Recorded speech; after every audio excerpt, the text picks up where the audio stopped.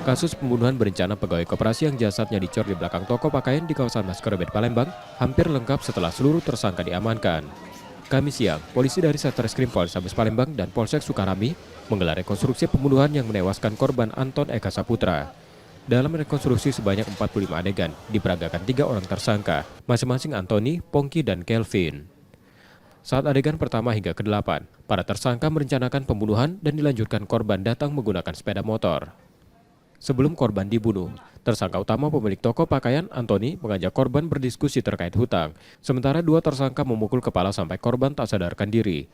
Para tersangka menganiaya korban bergantian dan menjerat leher korban hingga tewas. Pada adegan ke-34, tersangka Antoni menyuruh 2 tersangka untuk mengecor jasad korban yang dilakukan di adegan 36.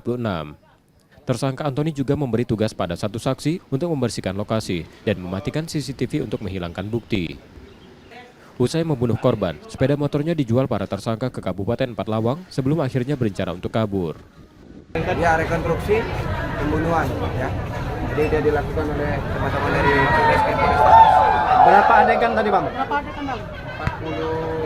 45 adegan. 45. Berarti tadi diperankan oleh tersangka semua langsung, Bang? Ya.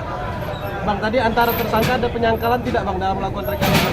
Nanti biar dari teman-teman Polrestabes yang menjelaskan. Oke, Rekonstruksi dijaga ketat polisi, menghindari amarah rekan-rekan korban yang berada di lokasi dan warga setempat. Akses jalan di sekitar juga ditutup sementara selama rekonstruksi berlangsung. Resi Oktora, Muklas Diferensial, Kompas TV, Palembang, Sumatera Selatan.